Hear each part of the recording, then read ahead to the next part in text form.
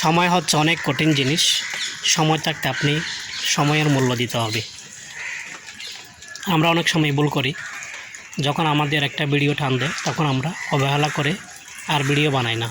এখন আর ভিডিও না বানাতে আমরা কি করি, কিছুদিন পরে চিন্তা করি যে আমি ভিডিও বানিয়ে যাচ্ছি, ওই ধরনের ভিডিও বানাই না যে একটা ভিডিও টান দিয়েছে সেটা থেকে আরেকটা বেটার করতে হবে, আরেকটু ভালো করতে হবে ভিডিওগুলো, সেরকম ভিডিও আমরা বানাই না।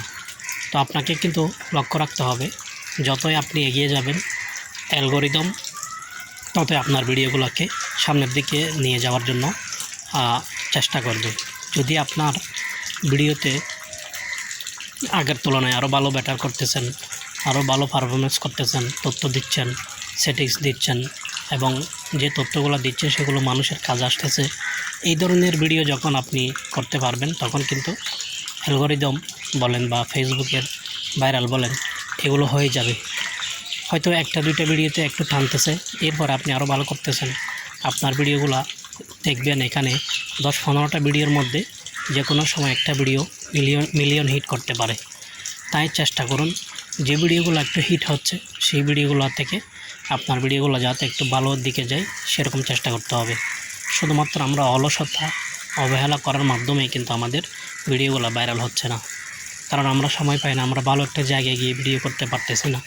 সব সময় বাড়ির আশেপাশে বা ঘরের মধ্যে আমরা ভিডিও করতেছি।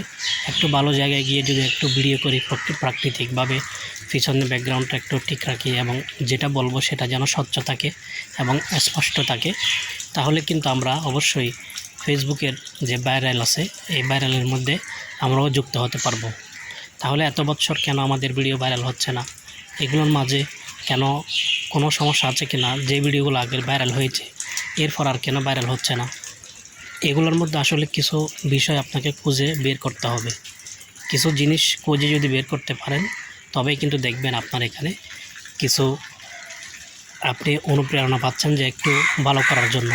তাই আপনাকে খুঁজে এখনই বের করতে হবে। আগের যত ভিডিও আছে এগুলো একটু চেক করে দেখেন, যে ভিডিওগুলোতে আপনি মোটামুটি একটু ভাইরাল হয়েছেন এখন আর হচ্ছে না, ওই ভিডিওগুলো দেখে ওই কথাগুলো একটু ব্যতিক্রম করে অথবা কয়েকটা একই ধাপের ভিডিও বানিয়ে দেখতে পারেন, তখন দেখবেন আপনার হয়তো ভিডিওগুলো টানতে পারে। এরকমই কিন্তু সবাই ভিডিও ভাইরাল করতে পারে।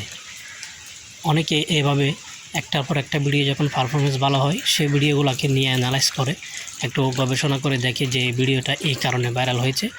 এই সম্পর্কে আমি আরও একটু বিস্তারিত খুলে বলি, আরও বিভিন্ন উদাহরণ দিয়ে বলি, বিভিন্ন সেটিংস দিয়ে বলি, তখন কিন্তু ভিডিওটা ভাইরাল হয়ে যায়। এভাবে চেষ্টা করতে পারেন আপনিও।